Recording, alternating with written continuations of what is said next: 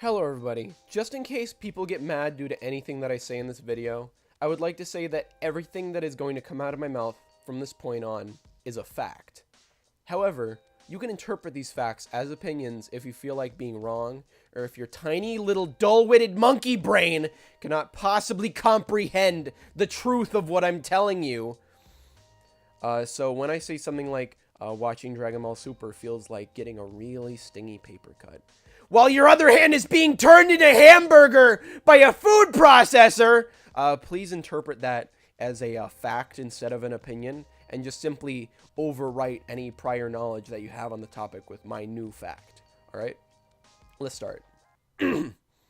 Apparently, Akira Toriyama is huffing the same glue that he was using when he forgot that Launch existed, because he doesn't seem to remember how to write a single sentence that gives any character any sort of redeemable qualities. The Tournament of Power is the worst arc in the series since, oh yeah, the last freaking arc in the series! Somehow I keep getting so lost in the trash hole of this saga that I sometimes forget that the prior one was just a callback to future Trunks, because the writers for the show just now managed to finish watching the Cell arc and wanted to watch the Tree of Might movie before finally moving on to the Boo saga and realizing that there was a Super Saiyan form between 2 and Blue. And they all went, hey, the movies aren't canon, so we can just reuse content from them, right? So that's exactly what they did. That's why they made 2 movies from Dragon Ball Super before the actual series came out, and then just recycled them to make the first 27 episodes of the show. That's 540 minutes of episodes that are just filler and recycled movie plot. And then they managed to reuse another 3 movies in one go by gender-bending Broly and then throwing him into the show. I'm not gonna lie. I've had orgasms at night thinking about Broly becoming a canon villain in the show. And then they even managed to make him lame by giving him lipstick and then having Jiren slap her out of existence in the first episode that she's in. Why did they have to remake Broly? They could have made an original character design, but no! They give a shy girl secret hidden powers like this is some sort of mainstream anime. Oh, wait. And then give her Broly's design because Akira Toriyama lost every single creative bone in his body somewhere while GT was airing. That's probably why he didn't, write a single episode for that series. I mean, who looks like a more intimidating villain? Normal Broly? Broly with a sports bra? Or a copy and paste of Hit, but with googly eyes on him and tights? The answer is Broly. That's the correct answer. And speaking of villains, why did they have to bring Frieza back and then give him the most forced power-up since, well, pretty much every single power-up that's been in Super so far?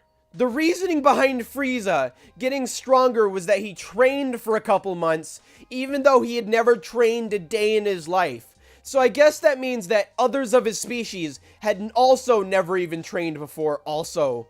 Why wasn't it translated that he did, in fact, have a new form that he simply never felt the need to obtain? Instead, they just have him get it because the writers wanted him to have it. What kind of reasonable sentient being would go out and just train until they transform into something better? He had no prior knowledge that a new tier of power even existed, and he simply got lucky by the fact that it was there.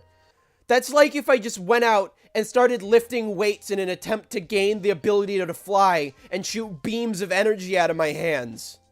Oh, wait. And you could say the same thing about Goku and Super Saiyan on Namek, but at least it was stated a couple of times prior that that form existed before he was actually magically granted to him. And oh god, there were so many other villains that could have been brought back instead of Frieza. The literal worst antagonist in all of Dragon Ball other than Garlic Jr. He's unlikable, completely evil with literally no redeemable qualities, and is not at all more powerful than the other people in the show, considering how wildly characters' power vary from episode to episode, depending on which Z fighter of the month is the main focus of the episode. Unless you're Tien, then apparently you get weaker. Let's do a quick rundown of every character that would have been better than Frieza in the Tournament of Power. Cell, because he might actually have better morals than Goku at this point, after Mr. Main Character instead of Gohan still played around with Beerus in the first arc. Even though he was threatening to destroy the Earth, he just played around and had fun with it. I don't care if Chi-Chi dies. And then starting the entire Tournament of Power by reminding Zeno about it. And Cell is literally a creature based on evolution that could honestly probably go Super Saiyan or something if he tried hard enough, considering the fact that he probably has more Saiyan in him than Videl is going to. Majin Buu, because the writers could have, just had him not fall asleep. That was a choice they had. Oob, because the writers could have just sped up his aging process or had him be born sooner. It would probably be a better introduction to the character than whatever the writers have in mind currently. They could have him, show up and then in order to beat Baby, fuse with Majin Buu. That'd be crazy. That'd be absolutely ridiculous, wouldn't it? Or, they could have used literally anyone else that made sense.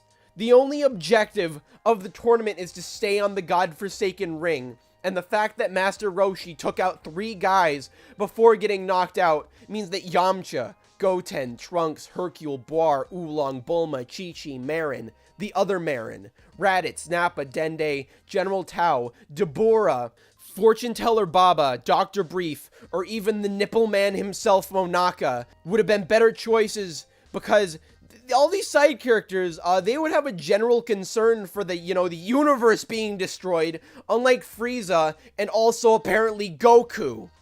Speaking of side characters, why are the Z fighters having any problem at all with these dumb generic villains with no prior backstory, terrible character design, and wacky powers that seem like they came straight out of the original Dragon Ball? I mean, where's the fighter in the tournament that turns people into carrots? I want to see that guy. Every single member of the Universe 7 team was shown to be extremely powerful in the previous episodes, except for Tien. Time which could have been much better spent showing the strength of the other universes, because at least then I'd know who the person that's beating the crud out of Goku this week would be. And I wouldn't question why he isn't just instant transmissioning them off the side of the arena. Also, why are Krillin, Gohan, Android 18, and Master Roshi stronger than Yamcha, Chiatsu, and Tien? Every single one of the former characters has not done a single lick of training since the Cell Saga, while Yamcha has been training and playing baseball, and Tien and Chiatsu have been assumed to never not have trained a day in their lives. I literally have no more argument for this, because it's just a fact. It's just a fact that Tien and Yamcha and Chiatsu should be stronger than they are, but they aren't for some reason. And there's no mention of why, ever. Yamcha should be about as strong as Master Roshi, and Tien should be able to fight Gohan, considering their training or lack thereof, respectively. The last thing that I can think of mentioning, other than the obviously terrible fights in the Tournament of Power so far, remember that one where Goku decides to literally fight some blue pillow woman, and the fact that my favorite character other than Broly and Hercule, Vegeta, has apparently been denoted to only being able to fight the invincible Gummy Bear and Steam Kettle from Universe 6, is the fact that Goku absorbed a Spirit Bomb somehow, even though it's supposed to bounce right off him, because he's dumb as, or some would say, as pure of heart as a sack of mentally handicapped bricks, and then got the most undeserved power-up in Dragon Ball history in the form of turning into Silver the Hedgehog for a couple seconds. I'd say more, but I'm going to assume that it's no use.